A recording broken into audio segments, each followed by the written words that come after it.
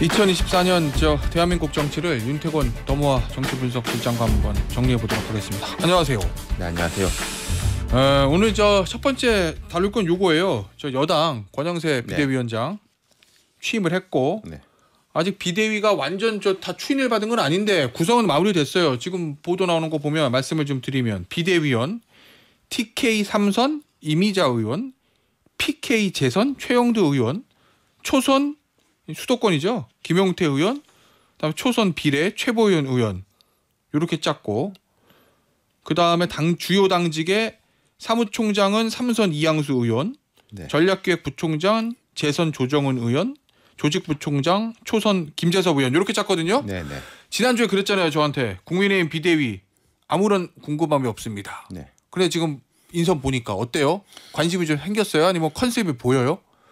컨셉은 안정형 이런 컨셉인 것 같긴 해요. 그러니까 이렇게 튀지 않는 분들 그리고 지난번에는 이제 추경호 한동훈 체제 때는 조금 좋게 말하면은 다양성, 나쁘게 말하면 삐그덕거림이 있었는데 이렇게 쭉 보면은 크게 이렇게 삐그덕거리지는 않을 것 같고 권영세, 권성동 두 분의 호흡도 맞을 것 같고 그렇습니다. 저는 그냥 딱 보는 순간 기계적 배치를 했다는 생각이 들었어요. 그러니까 제가 말씀드린 게 이제 삐그덕거림이 없이 호흡이 맞을 것 같다. 무난하게 조용하게 이제 갈 것 같은데 근데 지금 당이 이렇게 할 땐가 싶기도 하고 지금 이 비대위라는 게 늘 그렇지만은 링크지 않습니까? 다음에 올 때까지 연결시키는 거잖아요.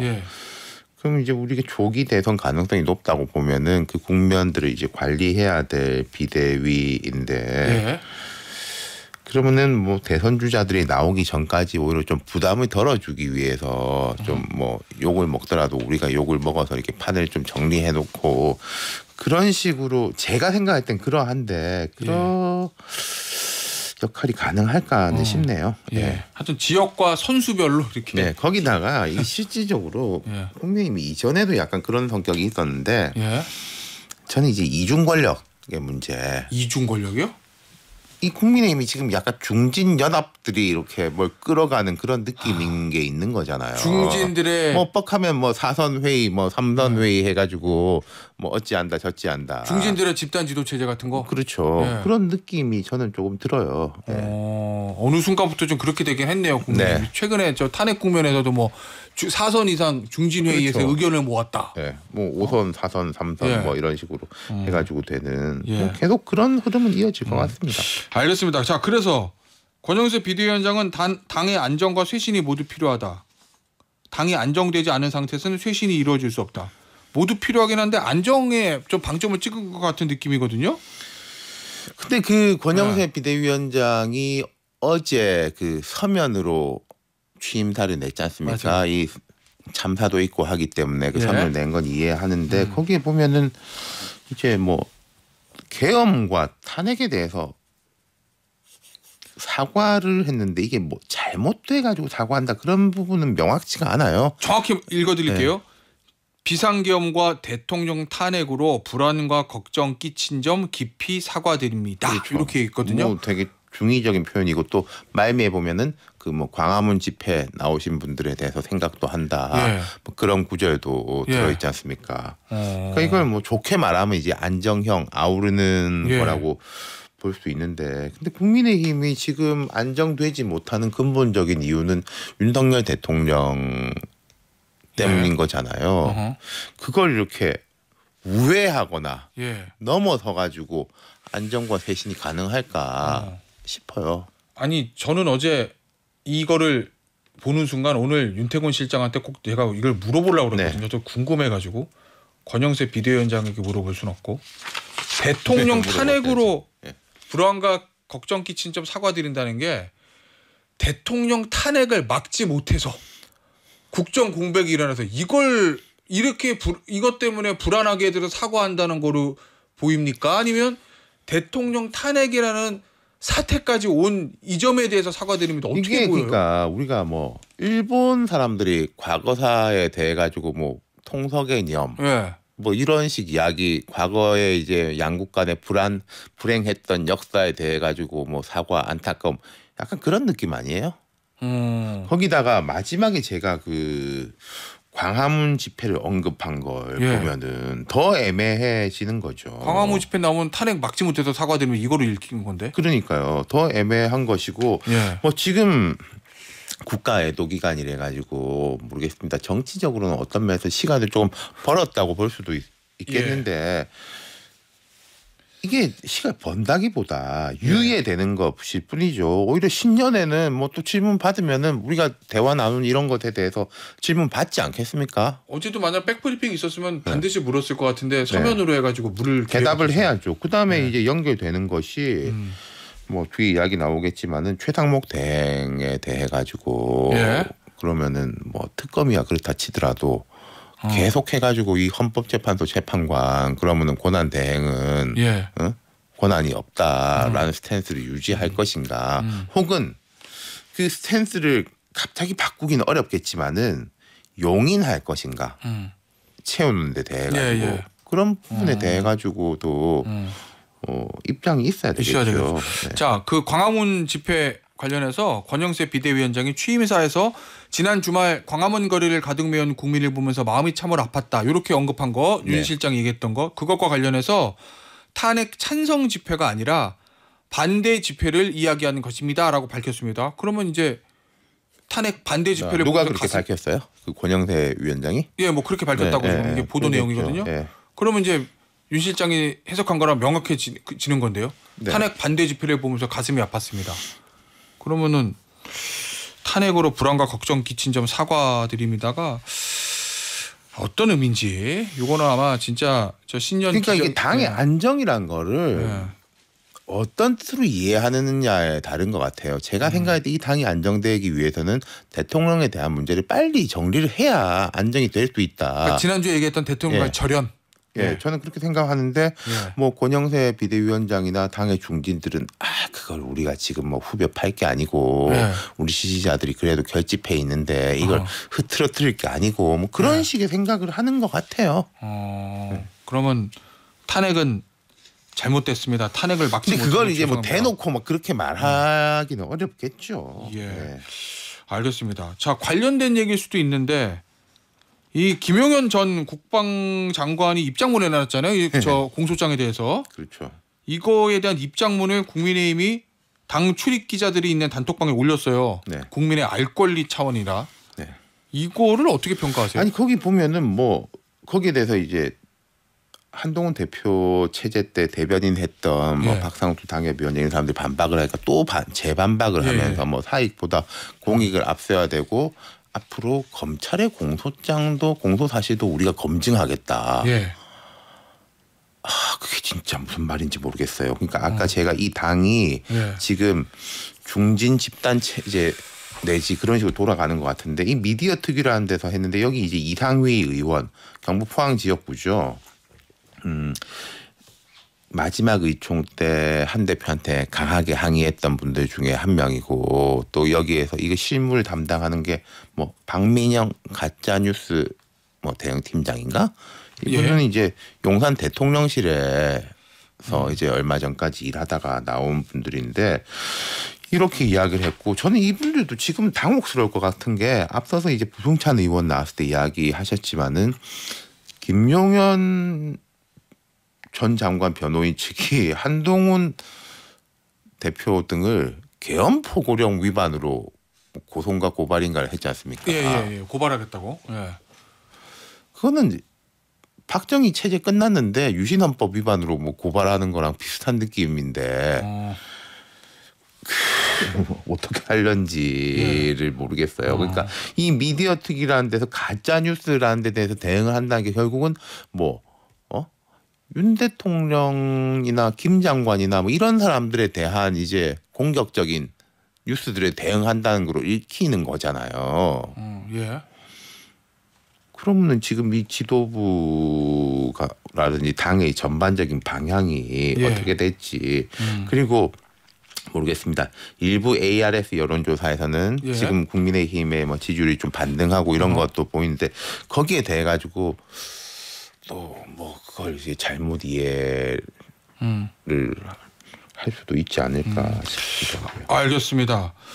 자, 이 비대위원장 취임사에 변화와 혁신의 채찍질을 멈추지 않겠다 이 얘기도 있던데 변화와 혁신하려면 시작이 뭐부터 시작해야 돼요? 아니 이 당이 지금 이제 윤 대통령하고 관련된 게 이제 제일 큰 것이고 두 번째는 제가 지금 쭉 말씀드린 이게 무슨 중진 협의체 비슷한 느낌에다가 영남권 의원들의 목소리가 너무 과도하게 높다라는 등등 그리고 자 보십시오.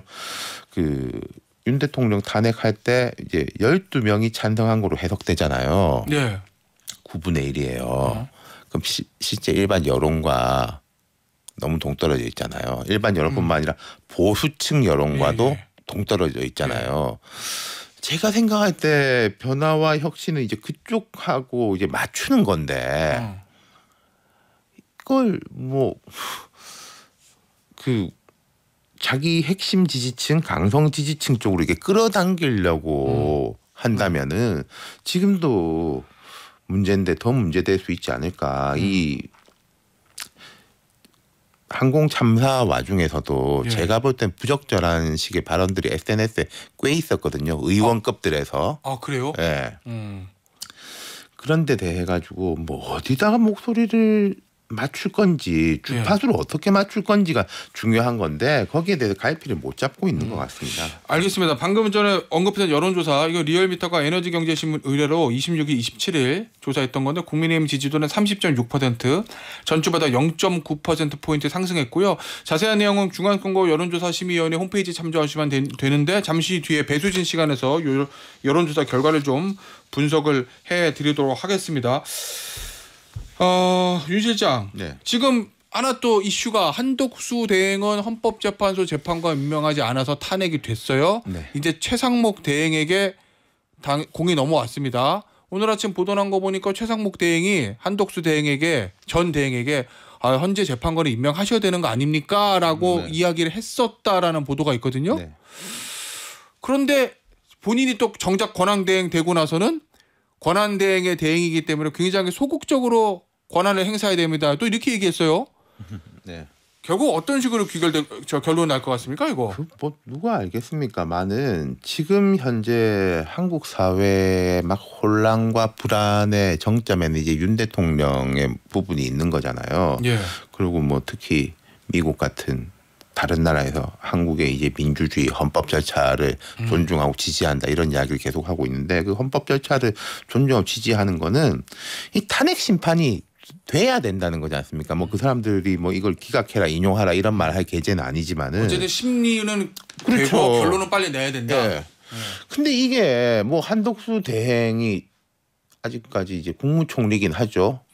직을 유지하고 있으니까 뭐 어쩌고 저쩌고 말이 많았지만은 이게 못한다라는 거였잖아요. 그럼 이걸 못하면은 제일 우려되는 것은 아예 이 헌법재판소가 셧다운 될까봐. 그럼 이게 어떻게 됩니까? 이 윤석열 직무정지 체제가 뭐 2년을 가는 건지 뭐 어떻게 되는 건지 알 수가 없잖아요.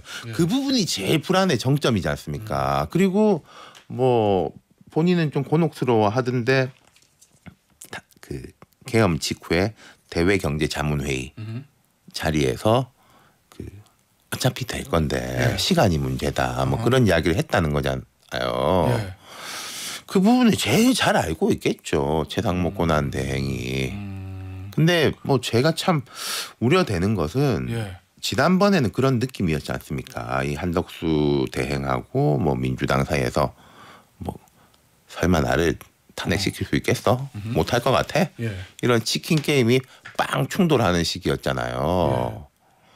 이번은 좀 그렇지는 않아야 된다라는 걸 모든 이 플레이어들이 다 아는 거 아니겠습니까? 심지어 아까 제가 말씀드렸지만은 여당도 그럼 그 질문을 받을 거예요.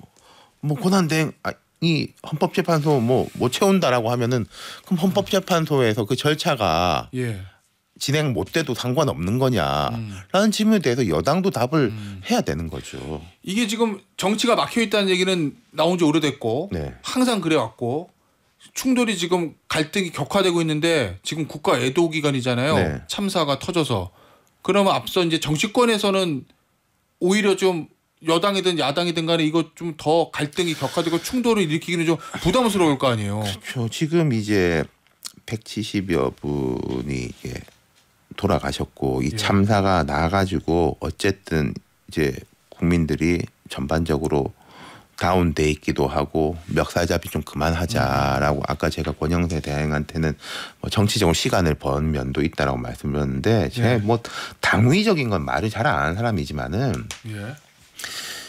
최상목이라는 사람한테는 여야가 경제나 외교나 이런 부분에만 신경 쓸 수 있게 해줘야 돼요. 사실은 자기들이. 근데 이걸 뭐 다 솔로몬의 무슨 엄마처럼 뭐 자르자 네가 알아서 해라 결국 뭐 안 하면은 역사의 죄인 된다 서로 양쪽에서 그렇게 부담을 줄 땐가 싶어요. 여기는 저는 뭐 우원식 의장도 역할이 있어야 된다고 생각하고 그래서 뭐 보도를 보면은 우 의장하고 최 대행이 뭐 잠깐 비공개로 이야기를 나눴다 이런 것도 있던데 그리고 뭐 특검법에 대해 가지고 거부권 행사하는 쪽으로 가닥 잡았다 뭐 이런 보도도 있는데 한덕수 대행 때를 우리 복귀해 보면은 한 대행이 그 정책 관련 6개 법안에 거부권 행사했을 때 민주당이 조금 비판하다가 말았잖아요. 그때는 이제 시그널들이 한 대행이 이거에 대해서는 거부권 행사하고 그럼 이제 민주당도 그걸 이제 못 이기는 척 받아들이고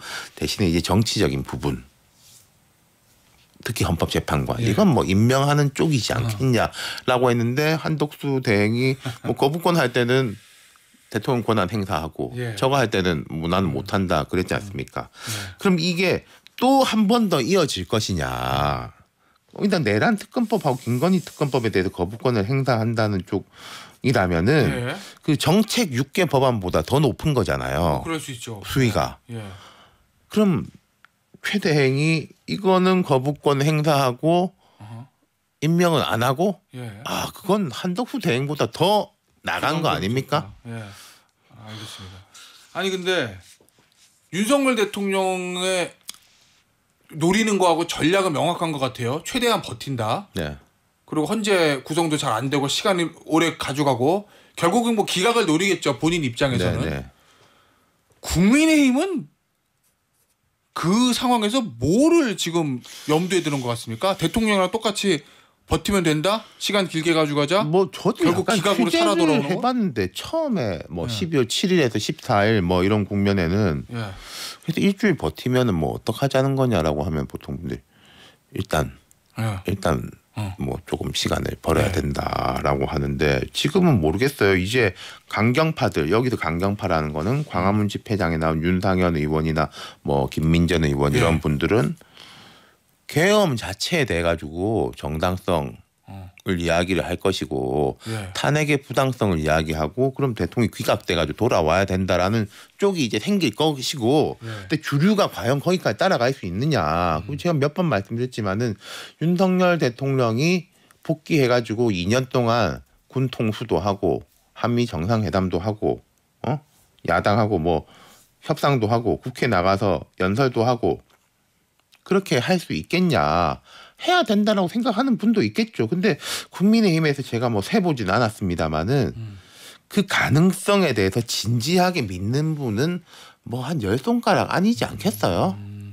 그럼 그 나머지들이 이제 좀 현실적인 생각을 할 때가 된 거죠. 뭐 일단 버티고 보자는 해가 넘어가는데 어떻게 계속 그럴 수 있겠습니까? 알겠습니다. 자, 한 시간에 한 3분 좀 못 남았는데 오늘이 2024년 마지막 날이에요.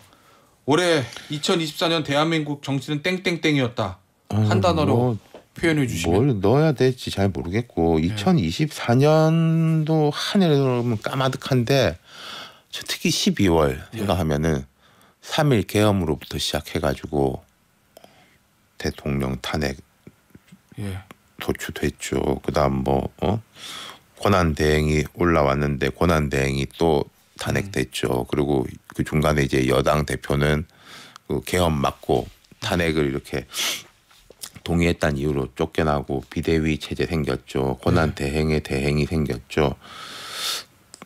우리가 대한민국이 전쟁도 겪고 많은 것들을 겪었는데 이런 식은 처음 아닌가 싶어요. 대한민국 아니라 이게 역사를 거슬러 올라가도 뭐 임진왜란 때 영의정이 도채찰사를 겸임했다. 예. 뭐 이런 거는 이제 있죠. 유성룡 이런 예. 분들. 예. 근데 경제부총리, 국무총리, 대통령 권한대행 거기다가 이제 통상적으로 행안부 장관이 맡는 중대본부장까지 겸임하는 예. 이런 사태에 대해 가지고는 1번으로는 윤석열 대통령이 제일 가장 큰 책임감을 느껴야 되는 것이고 두 번째로는 이게 정치권 예. 특히 이제 여권이 어쨌든 책임이 그다음 큰 것이고 야당도 이제는 책임을 느껴야 되는 거죠. 제가 그래서 뭐 하는 말이 야당이 이제 최상목 권한대행한테 조금 열어줘야 될 게 그 특검법이나 이런 데 거부권을 행사한다든지 여기서 여당에서도 이제 뭐 제3의 안 이런 이야기 나온 거 조금 열어주고 그리고 헌법재판관 이런 데 대해 가지고 야당 책임도 그 이전에 있었던 거지 않습니까? 이 사태가 벌어질 줄 알고 했던 건 아니지만은 그런 부분에 대해서 약간 유감 표명이랄까 이런 게 있으면은 최상목 권한대행 운신의 폭이 좀 생기지 않겠어요? 알겠습니다. 그래서 이제 내년 초 1월 한 뭐 3, 4일 첫째 주 안에는 뭘 한 단계라도 나가야죠. 그런 생각입니다. 그래서 한 단어로 세 글자 아니어도 돼요. 뭐 지워버리고 싶죠. 지워버리고 싶은 한 해. 지워버리고 싶은 한 해. 네. 저는 사실 생각나는 게 있거든요. 두 글자로 하면 막장이었다고 세 글자로 땡땡땡 하면 앞에 적도어가 붙는데 그건 제가 얘기하지 않겠습니다. 그런 이야기를 하더라고요. 예전에 어떤 분이 이게 김훈 작가가 그러셨나 딴 분이 그러셨나 막장이라는 말을 함부로 쓰지 마라. 막장이 얼마나 치열한 곳인데. 생각 들어요. 윤태권 실장이었습니다. 감사합니다. 네.